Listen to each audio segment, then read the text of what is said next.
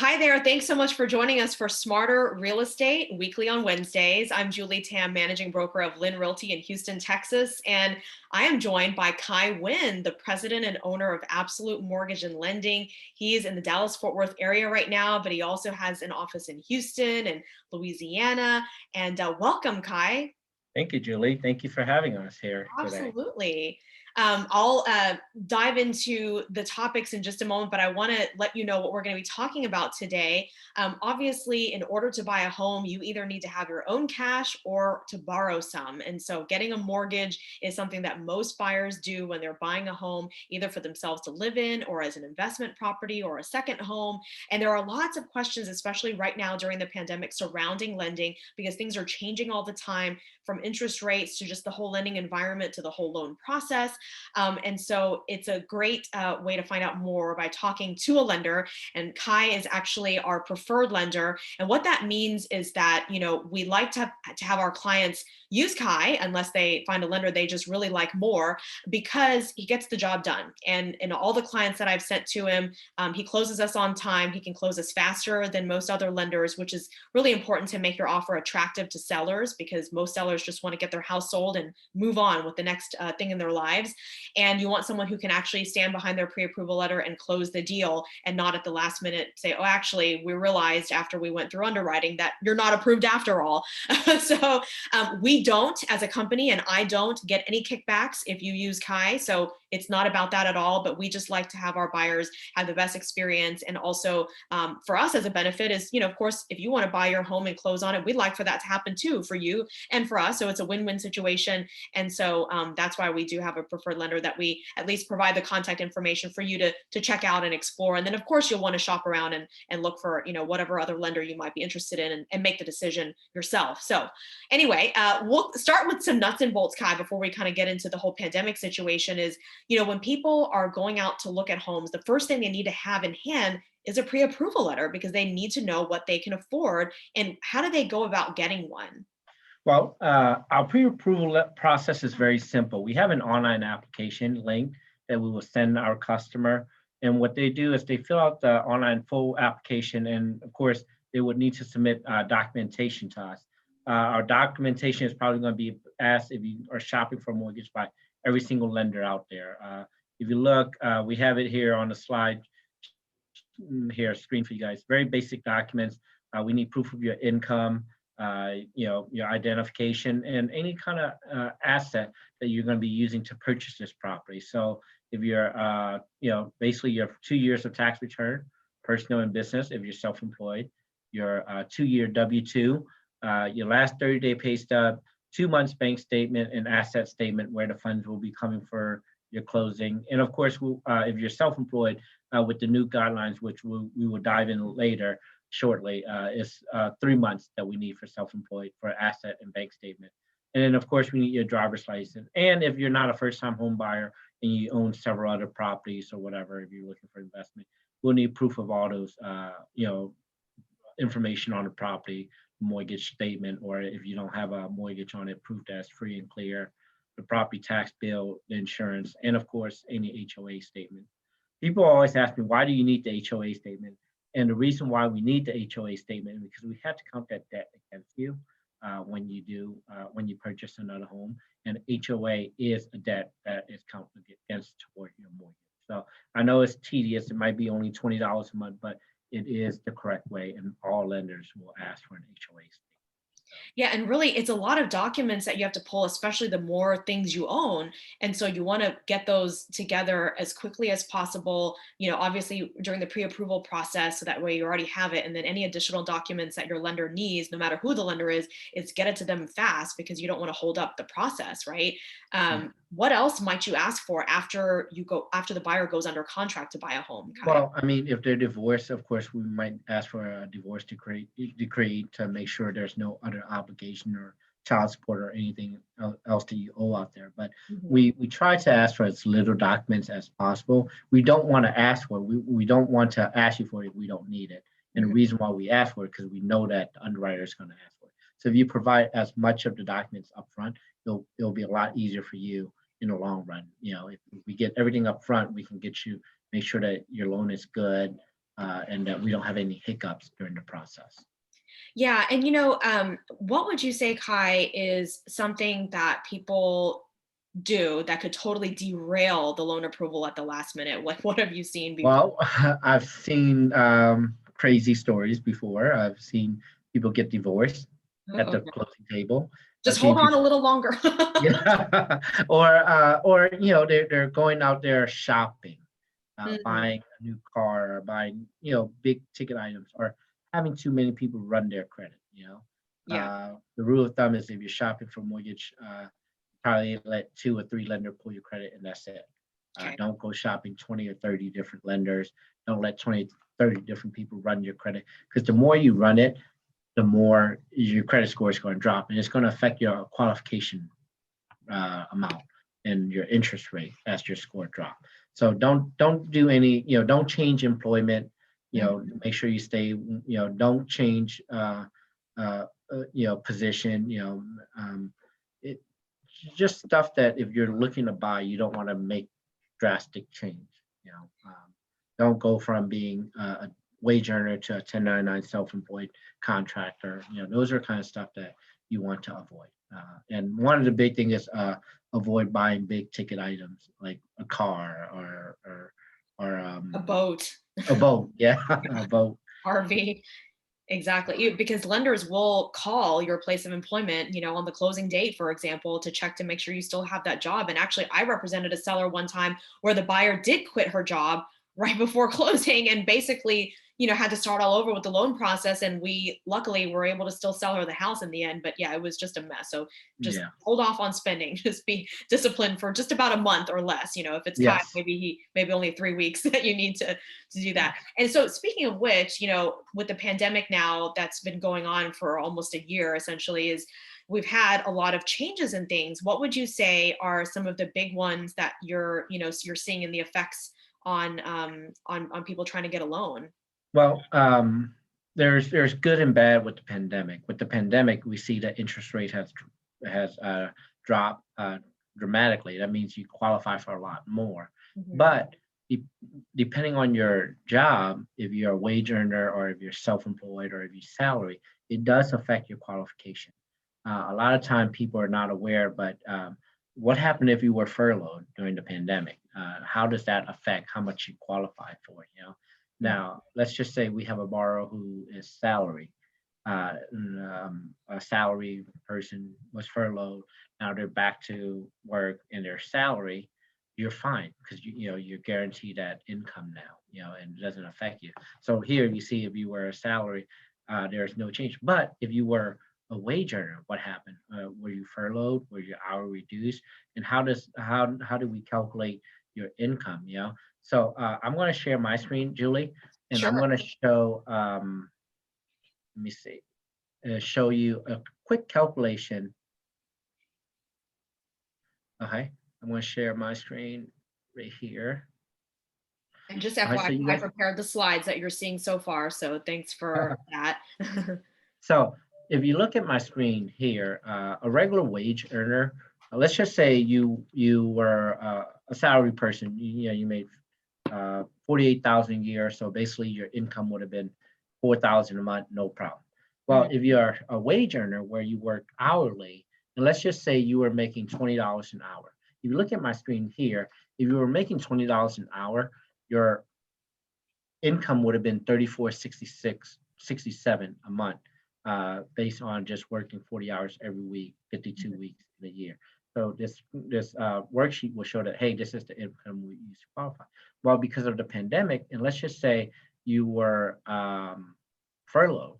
Well, if you look here, how I have the year-to-date income calculation here in um, 2019, you made the full $20 an hour, 40, you would have made, of course, let me change. This is going to be 2019 here. It's going to be 2020. Sorry about that. Yeah, no problem. Okay. So if this was 2019, you made the full, so your income was correct. We can use Okay. the full income. But in 2020, if you were furloughed, and let's just say because you had 4 months off or whatever. Well, now your income is only 32,000. Well, most underwriter at that point will have to use the 26, 66, 67, which is your year to date. So you don't qualify for as much because of that time you were furloughed. Okay. So we have to count that time that you off against you, even though you didn't work.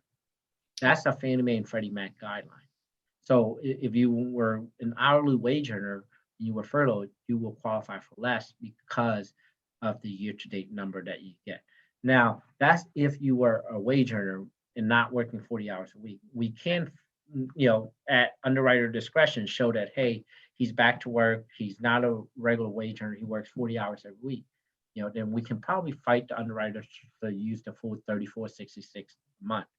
But if you were a wage earner where some weeks you work 40 hours, some week you work 36 hours or 38 hours or 39.75 hours, mhm. at that point you are what we call a variable income earner. Okay. Your wage is variable because it's not consistent where you're working, So at that point, we would use the worst case scenario. And if you look here, the worst case scenario would here, if we average the 2 years from Mm, 2019 and 20, you would have been 29.54. But we will have to use the worst case, which is the previous year and year to date, which give you 24.86. okay. So that's the income that we would use right here. And Well, this is assuming that, let's just say now, I'm going to just throw out a date, you're in January, end of January, end of February. Well, if we put January 27th and there here, we have used 0.87 of the month. yeah. And let's just say your year to date number was 2,900. Okay. You will see that your year to date number would have been 33 a month. And then your 2020 year to date in 2019. So at this point, it will help your income a little because then we'll use the 271173 right here. So it's based on, and if you see on the right here side, you'll see that there was a 23% decline in your income in 2020.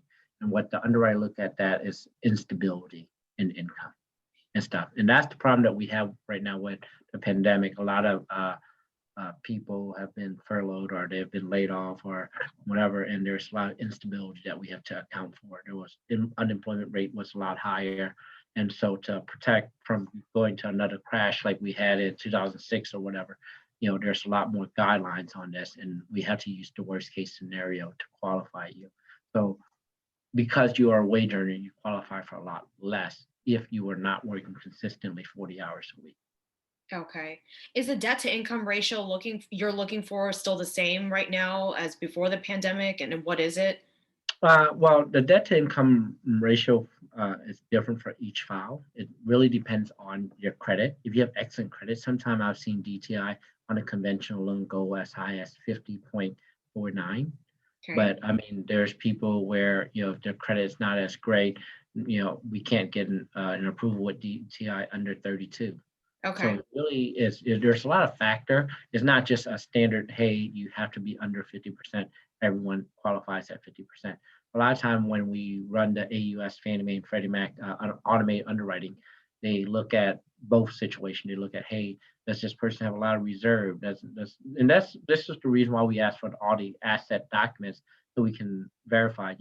If someone had excellent credit, I mean, we can go to 50.49 on a Freddie Mac AUS and have no problem at all.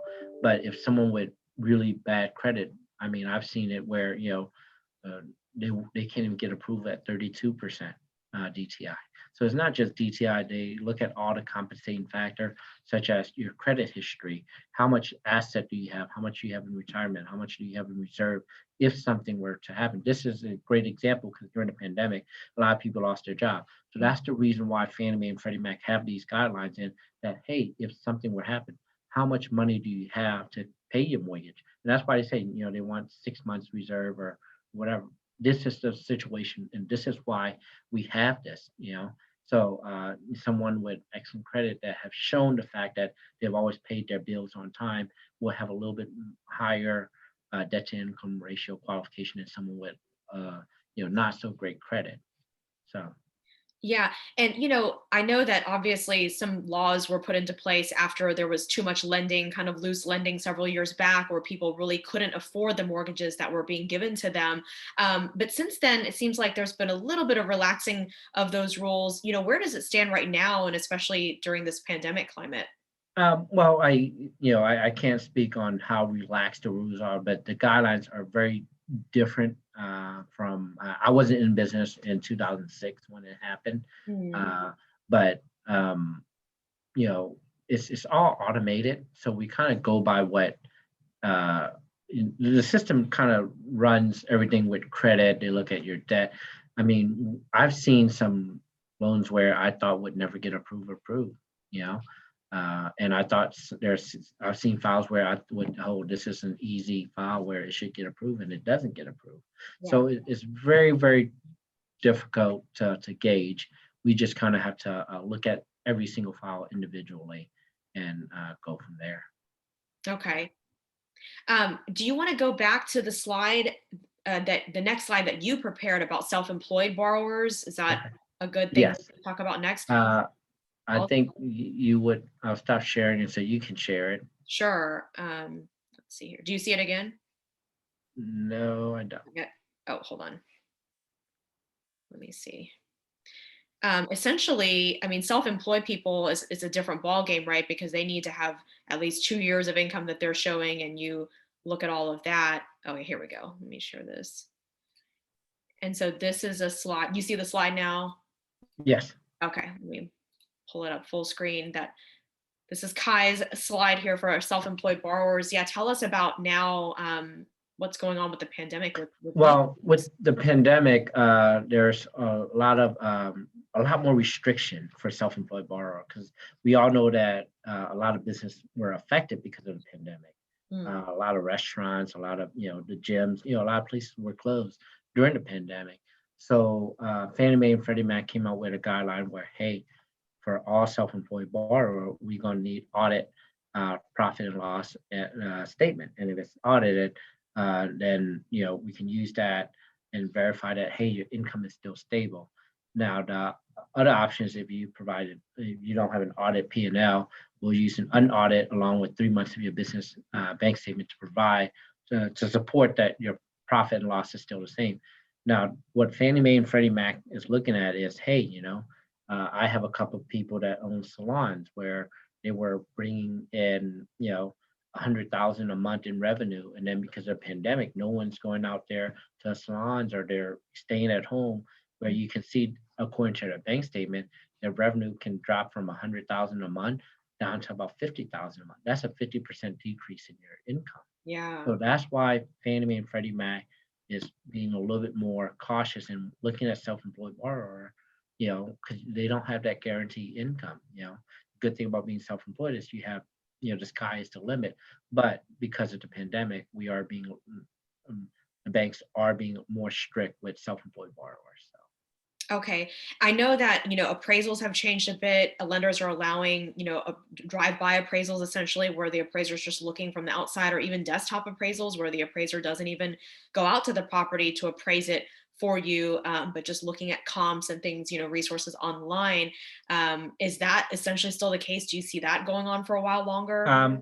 As of right now, yes, we can do that. There are situations where we do have to go in the property, like if you're doing a cash out refi or something like that. A lot of times some investor will not accept the drive-by. But Right. if you're doing refinance and even purchase right now, if you have like a big down payment or big equity, a good chances are we won't even need an appraisal on something like Mhm. that. So. Okay. We've seen a lot of appraisal waiver where, the system automatically runs say, hey, this value that you're purchasing it for is in line with what we have as the value.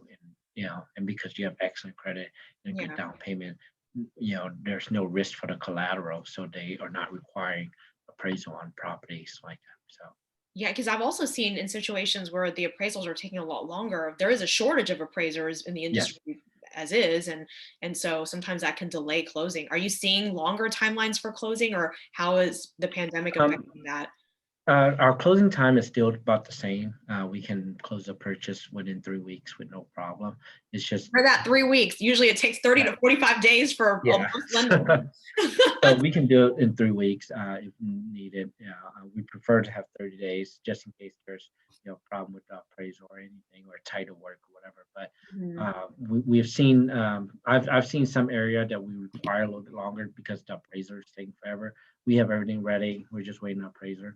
There's not enough appraiser in the area right now. You know, in the past when the pandemic hit, that summer month of 2020, Mm, I've seen appraisal take as long as 21 to 30 days. mm, I think now everything's back up to normal where we're averaging about 7 days with appraisal. So it's okay. coming back on average normal turn time now for us. That's good. I guess just to kind of wrap things up for not necessarily about the pandemic, unless there was something else you wanted to talk about, but just kind of giving people a quick overview of what are different types of loans out there, conventional versus FHA, the loan term, any special loans for special types of professionals or people in certain situations, what's available right now. Well, there's so much available right now. There's basically every single loan program you can think of we have available for consumer. We recently got our construction loan back during the pandemic. A lot of the investors stopped saying, "Hey, we don't want to do construction loan anymore because it was too risky." But it's back. And The just for jump our audience, that means when you have a lot that you want to build on and you're getting a construction loan so that the lender can pay the builder along the way. Yes, and then we have the renovation loans. We have FHA, conventional, VA, USDA. Uh, we do have bond programs and down payment system program available as well. Uh, through most of the states. And some of the programs just depend on availability of funds, doctor loan programs, and so forth. But a lot of the programs that were affected in the beginning phase of the pandemic, I mean, when the pandemic hit, all the non-QM loans, the bank statement loan program, the foreign national loan, just completely stopped. Between March and May and June, every single bank that was doing the non-QM loans or they just basically or the bank statement loan program, they basically say, hey, we can't do it. They completely shut down. Everyone thought that they were going to go out of business, but those loan programs are actually back now. That we have a little bit more not stability, but we have a vaccine, or we'll see a lot of those programs come back. And I would say about 99% of the loan program are back to normal pre-pandemic. And QM stands for. Uh, Quality mortgage, basically non-QM are basically one that does not fit. Well, they have this one ability to repay, and that's what they call a QM loan. A non-QM is one that you can't prove ability to repay. Okay, got it, got it. Anything else you can think of that would, interest people in terms of, oh, you know what? I remember one thing that you mentioned is the difference between interest rate and APR. People get confused a lot of times when they're not comparing apples to apples, and and it seems like to most people, interest rate is the most important thing. It's like if I can get the Yeah. lowest interest rate, what do you Well, say about that? the difference between APR and interest rate is what you're being charged interest. APR includes all the fees. Anyone can quote you a rate.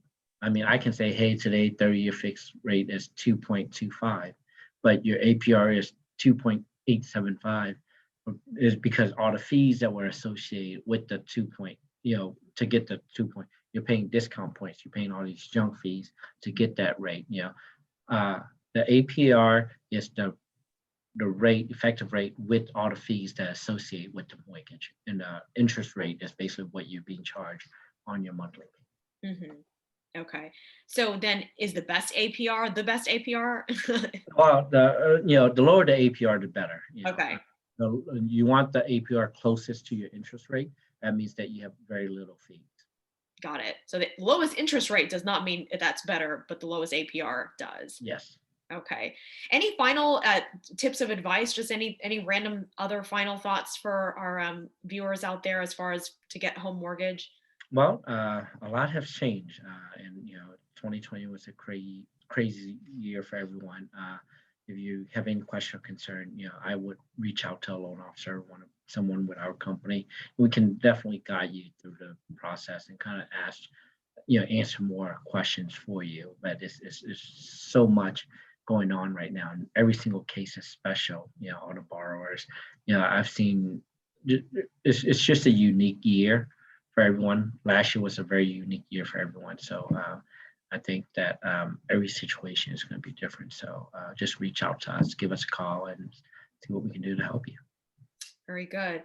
Well, Khai, thank you so much for your time and your expertise. It's always a joy to talk to you and to learn, because I mean, really, it's like whatever I learned back in real estate school 8, 9 years ago. Actually, it's been 9 years. It's been a long time. Things have changed since then, and it Yes. changes every year and even throughout the year. And of course, the nuts and bolts, the rules versus just the reality of things. And so it's like the more deals I've done, it's like I've just seen all sorts of things. And of course, you on the lending side are going to see it in even more detail, in terms of what goes on with borrowers. So Yeah. it's great knowledge to arm us with, and at least get people thinking, and of the different factors that can come into play. So thank you very much for your time on this.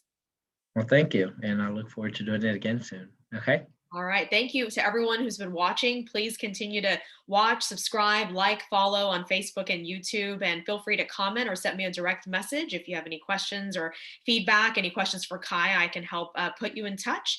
And of course, being a real estate broker, I can advise you from the real estate end, not the lending end. I know just enough to help things along, but the experts are the lenders themselves. So you should definitely seek them out for any questions that are more specific. So again, I thank you for watching and hope you have a great week. All right. Bye bye, everyone. Bye-bye.